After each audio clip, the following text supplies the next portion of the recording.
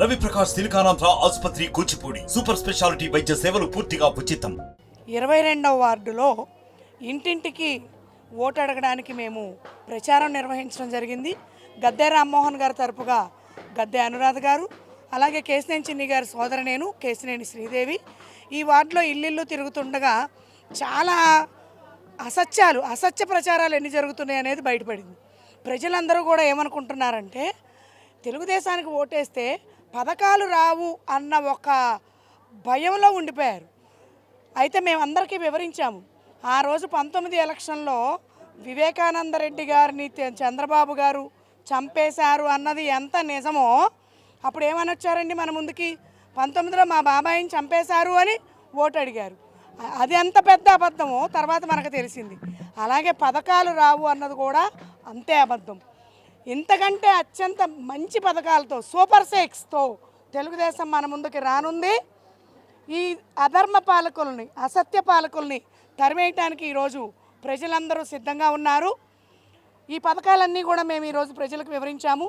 అంతేగాక ఆ రోజు తెలుగుదేశం హయాంలో కాయ కష్టం చేసి టిడ్కో ఇళ్ళకి డబ్బులు కట్టుకున్నారు.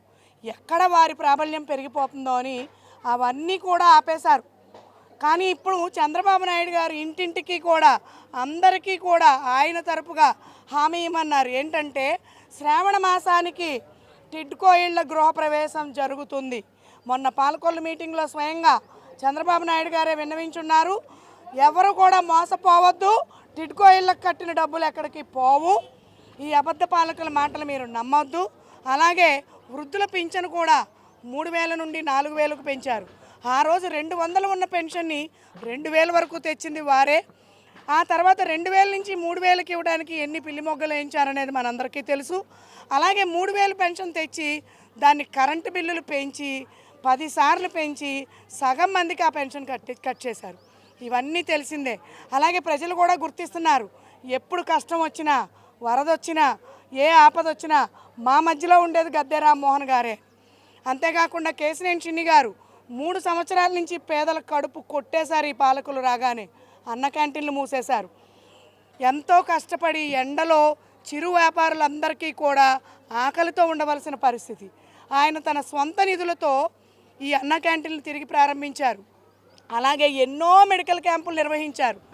ఏ మెడికల్ క్యాంపుకి వెళ్ళినా తెలిసిన సత్యం ఏంటంటే ఈ ప్రభుత్వం అమ్మిన కల్తీ మద్యం తాగి ఎందరో లివర్లు పాడు చేసుకున్నారు, కిడ్నీలు పాడు చేసుకున్నారు. అలాగే సురక్షితమైన మంచినీరు లేని గ్రామాలు ఎన్నో. ఇవన్నీ కూడా ఏంటంటే అబద్ధాలు చెప్పి ఎదుటివారి మీద అసత్య ఆరోపణలు చేసి వచ్చిన ప్రభుత్వమే. కానీ ఈసారి ప్రతి ఒక్కళ్ళు కూడా ఈ ఓటరు సహోదరులకి, సోదరీమణులకి అందరికీ కూడా విన్నవించుకుంటున్నామమ్మా, మరలా ఇటువంటి పరిపాలన తెచ్చుకుంటే మన నెత్తి మీద కుంపటి పెట్టుకున్నట్లే, మన నాశనాన్ని మనం కోరి తెచ్చుకున్నట్లే. కాబట్టి ప్రతి ఒక్కళ్ళు కూడా చైతన్యవంతులు కండమ్మా. ఏ పథకము కూడా ఆగదు. రెట్టించిన పథకాలతో మన ముందుకు వస్తున్నారు. ఆయన ఒక బిడ్డకి ఇస్తే ఈయన ఎంతమంది బిడ్డలు ఉంటే అంతమంది బిడ్డలకి చదువు చెప్పిస్తున్నారు. నియోజకవర్గ అభివృద్ధికి మీ మధ్యలో ఉండే ఎమ్మెల్యే. మనం ఎన్నడూ నాయకులను చూసి కూడా ఉండుండం, మరలా ఇప్పుడు వస్తున్నారు ఒక్కొక్కరు ప్రజల్లోకి.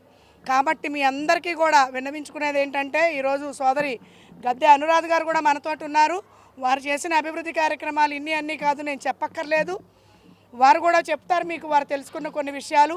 మీరందరూ కూడా ప్రతి ఒక్కరూ 10 మందిని అమాయకత్వాన్ని పారదోలండి. మన అమాయకత్వాన్ని, మన అవసరాన్ని వాళ్ళు అవకాశంగా మార్చుకుంటున్నారు. ప్రజలారా, మరొక్కసారి అవకాశం ఇవ్వద్దు. ఖచ్చితంగా తెలుగుదేశానికి ఓటేస్తారని మీ అందరికీ పేరు పేరున నేను నమస్కారాలతో నా అభ్యర్థన. అందరికీ నమస్కారం. ఈరోజు విజయవాడ తూర్పు నియోజకవర్గం, అదేవిధంగా జనసేన బీజేపీ బలపరిచిన తెలుగుదేశం అభ్యర్థులు మరి గద్దె రామ్మోహన్ గారు ఈ రోజున అసెంబ్లీ అభ్యర్థిగా, కేశినేని శివనాథ్ గారు పార్లమెంట్ అభ్యర్థిగా పోటీ చేయబోతూ ఉన్నారు. మరి దానికి మేము ఇంటింటి ప్రచారం చేస్తూ మరి శివనాథ్ గారి సోదరి శ్రీదేవి గారు, అలాగే మేము జనసేన సైనికులు, తెలుగుదేశం పార్టీ కుటుంబ సభ్యులు, బీజేపీ కార్యకర్తలు అందరితో కలిపి ఇంటింటి ప్రచారం చేస్తూ ఉన్నాము ఈ రోజున. మరి ఇక్కడ ఉన్న ప్రజలందరూ కూడా ఈ రోజున అర్థం చేసుకున్నారు.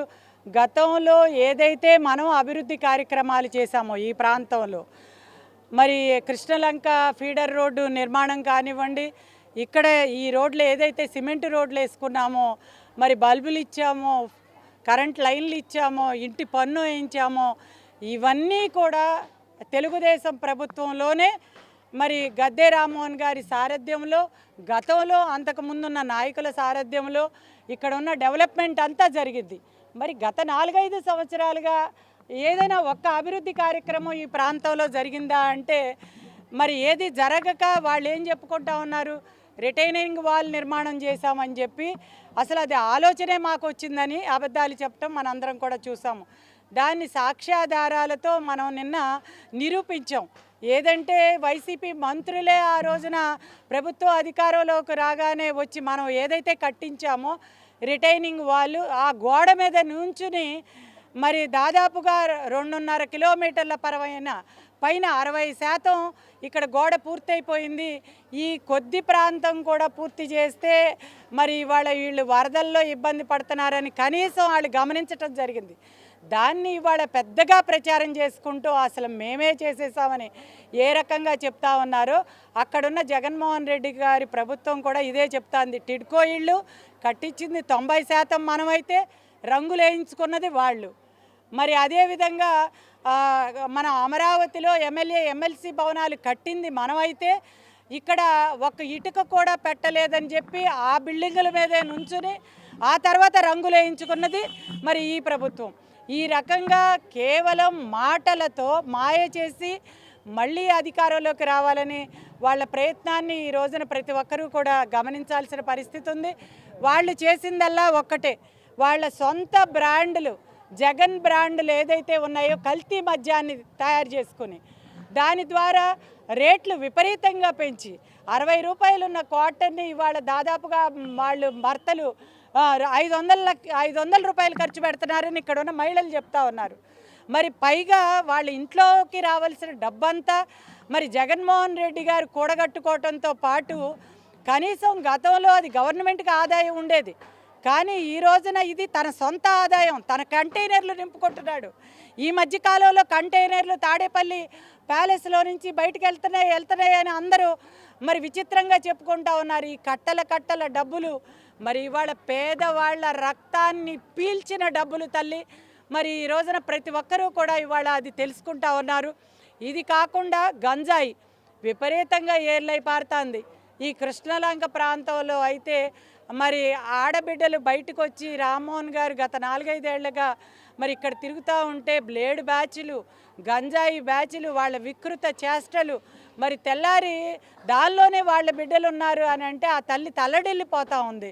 మరి బయటికి వెళ్ళి నా కొడుకుని ఎలా నేను కాపాడుకోవాలి ఇలాంటి గంజాయి బారి నుంచి రక్షించుకోవటానికని ఒక ఆడబిడ్డ బయటికి వెళ్తే ఆ తల్లి నిజంగా నా బిడ్డ మళ్ళీ రక్షణగా ఇంటికి వస్తుందా అని చెప్పి తలడిల్లిపోతూ ఉన్నారు. ఇది ఈ రోజున పరిస్థితి. ఈ 4-5 సంవత్సరాల్లో వీళ్ళు సాధించిన అభివృద్ధి ఏదైనా ఉంది అంటే గంజాయి ఏర్లై పారించారు. నిన్నగాక మొన్న డ్రగ్స్ 25,000 కేజీలు ఏదైతే 1,00,000 కోట్ల రూపాయల డ్రగ్ అదే సముద్రంలో పారిపోయారు కదా తీసుకొచ్చి. ఇది అంతా మరి ఈ రోజున యువత భవిష్యత్తును నాశనం చేయటానికి మరి చంద్రబాబు నాయుడు గారు ఆ రోజున పిల్లలందరికీ కూడా మరి చక్కటి కంపెనీలు తీసుకొచ్చి ఉద్యోగాలు ఇచ్చి వాళ్ళని ప్రయోజకులు చేయాలనుకుంటే ఇతను మాత్రం యువతని నిర్వీర్యం చేస్తూ ఉన్నాడు. నేనేదో సంక్షేమం ఇస్తాను, మరి నేనేదో డబ్బులు వేస్తున్నాను, బటన్ నొక్కుతున్నాను అంటాడు. ఏం బటన్ నొక్కుతున్నాడు? నువ్వు 2 పిల్లలను చదివిస్తానన్నావు, 3 పిల్లలైనా అమ్మఒడి వేస్తానన్నావు, ఒక్కళ్ళకి కూడా నువ్వు సరిగ్గా వేస్తా ఉన్నావా అని చెప్పి వీళ్ళు ప్రశ్నిస్తూ ఉన్నారు. మరి రేపు మనం అధికారంలోకి రాగానే 15,000 చొప్పున 2 పిల్లలుంటే 30,000, 3 పిల్లలున్నా 45,000 తల్లి అకౌంట్లోకి వస్తుంది. అంతేకాకుండా ఆ ప్రతి తల్లికి కూడా ప్రతి ఒక్క మహిళకి కూడా 18,000 రూపాయలు, 18 ఏళ్ళు దాటిన ప్రతి మహిళకి 59 ఏళ్ల వరకు మరి వాళ్ళకి 18,000 వాళ్ళ అకౌంట్లోకి వస్తుంది. 3 గ్యాస్ సిలిండర్లు. ఇవన్నిటికీ మించి ఇతను ఈ రోజున మరి ఏ రకమైన సంపదని సృష్టించే చావలేక పన్నుల మీద పన్నులు వేస్తూ ఉన్నారు. చెత్త పన్ను వేశారు, మనం వస్తే ఆ చెత్త పన్ను తీస్తాం. మరి కరెంటు బిల్లులు ఎంత విపరీతంగా పెంచారు, ప్రతి తల్లికి భారంగా తయారైంది. మరి గతంలో 200 రూపాయలు వచ్చేది 600 రూపాయలు వస్తుందని చెప్తున్నారు. 400 వచ్చే బిల్లు 1000 రూపాయల పైన వస్తుందని చెప్తున్నారు. మరి ఈ డబ్బంతా ఎక్కడికి వెళ్ళిపోతూ ఉంది? ఇదంతా జగన్ గారి పన్నుల మహిమ. మరి మన మీదే పన్నులు వేసి మనకే కల్తీ మద్యాన్ని తాగించి రక్తాన్ని పీల్చి దాన్ని తాకట్టు పెట్టి అప్పులు తెచ్చి మనకి సంక్షేమం ఇస్తున్నాను, మీ బిడ్డలకి డబ్బులు వేస్తున్నానని నాటకాలను ఇక కట్టిపెట్టండి. సంపదని సృష్టించే చావ ఉన్న మరి తెలుగుదేశం ప్రభుత్వాన్ని మేము ఎన్నుకుంటాం. ఆయన మరి ఇండస్ట్రీలు తేగలరు, అందరికీ పని కల్పించగలరు. ముఖ్యంగా ఇసుకని ఉచితం చేయటం ద్వారా నిర్మాణ రంగం ఏదైతే కుదేలైపోయిందో మళ్ళీ ఆ నిర్మాణ రంగాన్ని నిలబెట్టడం ద్వారా ఇవాళ టాపీ మేస్త్రీలకు కానివ్వండి, మరి పెయింటర్లకు కానివ్వండి, ఎలక్ట్రికల్ వాళ్ళకి కానివ్వండి, ప్లంబర్లకు కానివ్వండి, మరి ముఠా కూలీలకు కానివ్వండి, అందరికీ చేతి నిండా పని దొరుకుతుంది. అందరి చేతిలో డబ్బులు ఉంటాయి. అందరికీ ఖర్చులు తగ్గేటట్లుగా మరి నిత్యావసర సరుకుల ధరలు, పప్పులు, ఉప్పులు, నూనెల ధరలు తగ్గుతాయి. మరి కల్తీ మద్యానికి ఇచ్చే డబ్బులు మీకు ఆదా అవుతాయి. మరి ఈ రకంగా ప్రతి ఒక్కటి కూడా తెలుగుదేశం ప్రభుత్వం వచ్చిన తర్వాత ప్రతి అభివృద్ధి కార్యక్రమం అనేది చేసేది తెలుగుదేశం ప్రభుత్వమే. అభివృద్ధికి చిరునామా ఏదన్నా ఉంది అంటే తెలుగుదేశం ప్రభుత్వం. మేము సంక్షేమం, అభివృద్ధి రెండూ చేసి చూపించే ప్రభుత్వం తెలుగుదేశం ప్రభుత్వం అని తెలియజేస్తూ, గద్దె రామ్మోహన్ గారు, కేశినేని శివనాథ్ గారు మరి దయాగుణం ఉన్న మనుషులు. మరి వాళ్ళు ఎప్పుడు పేదలకి అండగా ఉండేవాళ్ళు. మరి ఈ రోజున ఆయన అన్న క్యాంటీన్లు ఏర్పాటు చేసిన మరి అదేవిధంగా గద్దె రామ్మోహన్ గారు గత 4-5 సంవత్సరాలు మన ప్రభుత్వం లేకపోయినా ఉపాధి అవకాశాలు కుంటుబడిన వాళ్ళ ఉపాధి కోసం వాళ్ళకి కుట్టు మిషన్ల దగ్గర నుంచి, ఇస్త్రీ పెట్టెల దగ్గర నుంచి బళ్ళు ఏర్పాటు చేయటం, టిఫిన్ బళ్ళు ఏర్పాటు చేయటం, ఆ రకంగా ఆ తల్లులు వాళ్ళ కుటుంబాన్ని నెగ్గుకు రావడానికి వాళ్ళకి మరి చేయూతను అందించారు. మరి అలాంటి మంచి వ్యక్తులను ఎన్నుకుంటే అరాచకం ఉండదు. నేర చరిత్ర ఉన్న వాళ్ళని ఎన్నుకుంటే, నేర చరిత్ర ఉన్న వాళ్ళని ఎవరనేది మీరు గమనించండి. ఆ నేర చరిత్ర ఎప్పుడూ ఎక్కడో ఒక చోట మరి పైన పులి చర్మం కప్పుకున్న నక్క గుణం బయటపడతానే ఉంటుంది. అక్కడక్కడ మనం జరిగే దాడుల్ని మనం అందరం చూస్తూ ఉన్నాం. మరి స్కూటర్లు తగలబెట్టారు. వాళ్ళకి ఏం అవసరం? వాళ్ళు హాయిగా పనిచేసుకునే వాళ్ళ స్కూటర్లు తగలబెట్టడం, అంతేకాకుండా ప్రశ్నించారని చెప్పి వాళ్ళ మీద దాడులు చేయటం, తీసుకెళ్ళి దొడ్డల్లో పెట్టి కొట్టడం, ఇవన్నీ ఎవరి చరిత్ర? గుర్తు తెచ్చుకోండి. మరి మంచి మనుషుల్ని ఎన్నుకోండి, మంచి సమాజాన్ని ఎన్నుకోండి. మరి తెలుగుదేశం ప్రభుత్వం సంకీర్ణ ప్రభుత్వానికే ఓటు వేస్తామని ఈ రోజున బ్రహ్మరథం పట్టుతున్న ప్రతి ఒక్కరికి కూడా, ఇంటింటికి కూడా నేను కృతజ్ఞతలు, అభినందనలు తెలియజేస్తూ జై తెలుగుదేశం, జై జనసేన, బీజేపీ సంకీర్ణ ప్రభుత్వం. 260 ఇళ్ళు అత్యధికంగా గద్దె రామ్మోహన్ రావు గారు ఇక్కడ బలహీన వర్గాలు ఎక్కువ ఉన్నారని చెప్పి ఆ ఇల్లు శాంక్షన్ చేయడం జరిగింది. దానికి మనం మున్సిపల్ కమిషనర్ పేరు మీద 25,000, 50,000 రూపాయలు డీడీ కట్టి వాళ్ళకి మనం ఇల్లు ఇద్దామన్న టైంలో గవర్నమెంట్ రాకపోవటం వల్ల డిలే జరిగింది. ఆ జరగటం అప్పుడు ఆ తర్వాత జగన్మోహన్ రెడ్డి గారు కానీ, ఆ వాలంటరీ వ్యవస్థ కానీ ఈ కాగితాలు మీకు ఎవరు ఇచ్చారు, ఈ పనికి మాలినవి, వీటి వల్ల ఎలాంటి ఉపయోగం లేదని 1 సంవత్సరం 2 సంవత్సరాలు వాళ్ళని బెదరేసి భయపెట్టి మళ్ళీ ఇది ఎందుకంటే 100% పక్కా ఇల్లులు కాబట్టి, ఎందుకంటే అక్కడ కేంద్రం ఇక్కడ రాష్ట్రం కలిపి ఇచ్చిన ఇల్లులు ఈ ఎవడు చించేస్తే పోయేవి కాదనే లెక్కలో మళ్ళీ సర్దు మనగిచ్చారు. అలాగే వాళ్ళకి ఇల్లులు ఇవ్వాల్సిన టైంలో ఇల్లులు ఇవ్వకోకుండా బ్యాంకులో 3,50,000 రూపాయలు అప్పు మీకు ఉంది, మీరు ఆల్రెడీ తీసేసుకున్నారు, మీరు ఆ డబ్బులు కట్టరా అని చెప్పి వాళ్ళకి నోటీసులు ఇవ్వటం, వాళ్ళు మా దగ్గరికి కూడా వస్తే మేము కూడా సచివాలయంకి వెళ్ళి అడిగాం.